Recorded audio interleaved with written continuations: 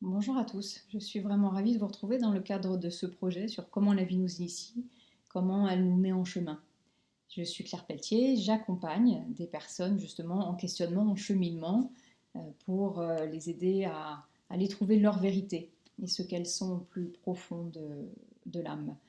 Mais j'ai pas toujours fait ça. En fait, d'aussi loin que je puisse me souvenir, toute petite, je voulais comprendre. Donc j'observais la vie, j'observais les gens, ce qui se passait. Et ça m'a amené très rapidement, après mes études, à partir à l'étranger, voilà, à aller voir plus loin, à sortir de mon cadre. Et puis j'ai eu une première partie de carrière dans une entreprise privée. Et puis je suis arrivée un peu au bout de l'exercice en 2006.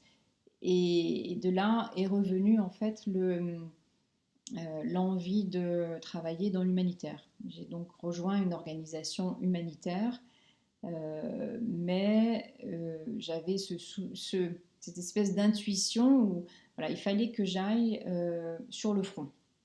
Donc l'organisation que j'ai rejointe travaillait justement dans les pays en conflit.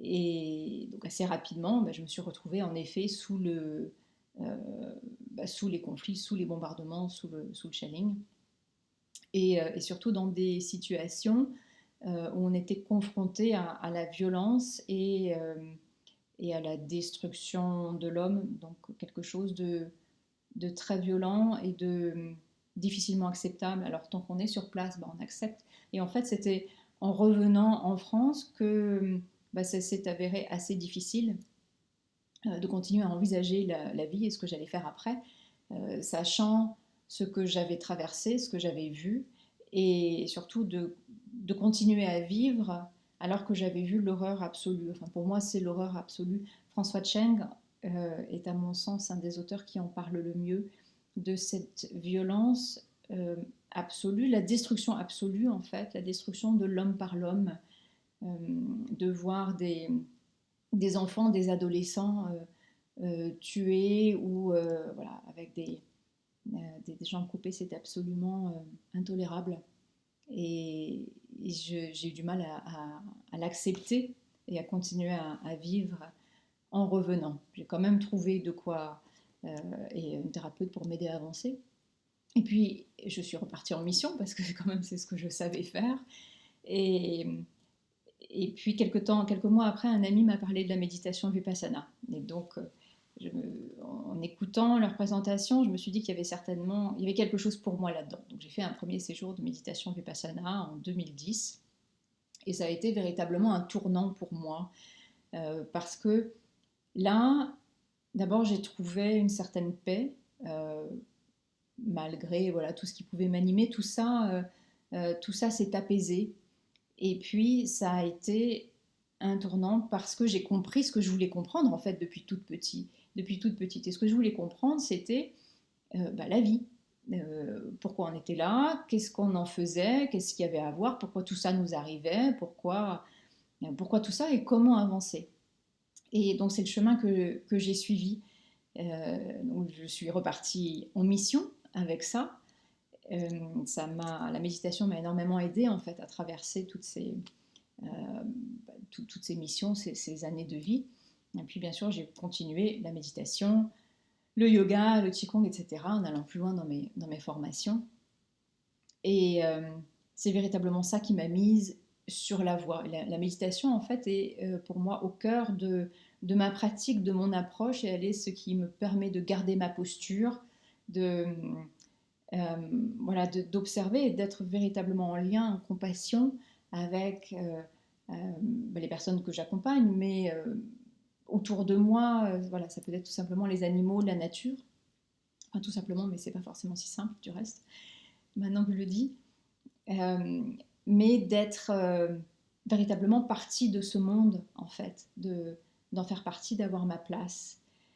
Alors si je peux vous donner quelques clés, peut-être quelques éléments pour tous ceux qui traversent des passages de vie plus ou moins compliqués. Euh, pour moi, la vie nous initie dans le sens où elle nous pousse à aller vers notre vérité. Elle nous pousse à aller vers notre essence, vers ce que l'on est profondément. Et souvent, ce sont des parties de nous qu'on a tendance à cacher. que l'école, l'environnement, la culture dans laquelle on grandit, la société, ne veut pas forcément, enfin ne nous permet pas forcément d'accéder, en tout cas pour la majorité d'entre nous. Et à un moment, donc on est engagé dans une voie, etc. Et puis à un moment, la vie vient nous dire que non, non, c'est pas la bonne voie. Là, il y a besoin de rectification. Là, il y a besoin d'aller chercher un petit peu plus de l'essence, un peu la profondeur de l'être et de sortir de ce cadre et de ces rails sur lesquels on s'est engagé pour revenir à ce qui nous fait vibrer.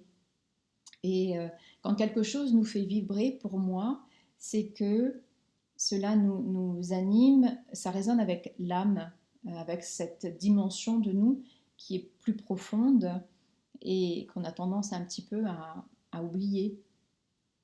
Donc il faut aller chercher cette partie de nous-là qui détient en fait la vérité de ce que l'on est. Alors, ça ne se fait pas du jour au lendemain, c'est vraiment, c'est un chemin, c'est un passage, c'est un apprentissage, c'est des hauts et des bas.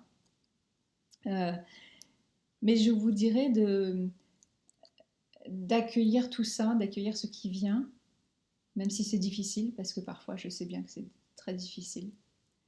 Et, et quand même d'ouvrir la porte petit à petit et d'essayer d'aller voir au-delà et de regarder ce que la vie vous envoie, de regarder ce que vous en faites et de trouver comment vivre et comment ranimer un peu cette flamme qui nous permet d'avancer, qui nous permet d'être profondément humain. Et voilà, pour moi, c'est un petit peu, c'est ça l'initiation de la vie. C'est une découverte, en fait. Le but, c'est le chemin, c'est pas l'arrivée. C'est tout ce que l'on va découvrir sur ce chemin, tout ce qui est plus profond. Et puis parfois aussi, il y a simplement le fait d'être. Dans une autre méditation Vipassana, j'ai eu cette expérience, je dirais transcendante, voilà, en essayant de garder le terme, enfin la beauté du terme, dans tout ce que ça peut être. Les mots sont très difficiles à trouver pour décrire cette expérience. En fait, il y en a, pour moi, il n'y en a pas. Donc tout ce que je pourrais dire, ce sera complètement minimisé par rapport à ce côté extraordinaire. Mais il y a eu cette expérience de décorporation. En fait, je quittais la matière. Pour moi, il n'y avait plus de corps, plus de matière. Et j'ai fait partie, un instant, je ne sais plus combien de temps, de la conscience suprême, de la conscience unifiée, de peut-être on peut dire la source, je ne sais pas en fait, et peu importe. L'état dans lequel j'étais, ça peut se traduire par je suis. Voilà, je suis. Et en fait, avec le je suis contient tout. Donc il n'y a plus rien d'autre, il n'y a plus de recherche, il n'y a plus de dualité, il n'y a plus de bien, de mal, il n'y a plus de questions puisque le je suis englobe en fait toutes les réponses. Puisqu'en fait la seule chose c'est je suis. Et c'est peut-être le seul état à essayer d'avoir sur Terre, c'est ça, c'est je suis. Donc de revenir, arrêter de courir un petit peu comme on le fait souvent, mais revenir et tout simplement être avec la nature, être avec cette terre et être dans le présent. Voilà, c'était pour moi un moment phénoménal voilà, en fait, de profondément simple et profondément réel. Et ça aussi, ça a été un tournant et voilà, qui m'a mis, je dirais, encore plus sur la voie. Alors, j'espère voilà, que ces clés vous auront été utiles, que vous y trouverez des choses qui résonnent. Et je vous souhaite surtout un beau chemin et d'y trouver, autant que faire se peut, la joie. Parce que la joie, c'est ce qui nous fait vibrer et c'est l'âme, pour moi, qui se manifeste. Voilà, je vous souhaite un très beau cheminement.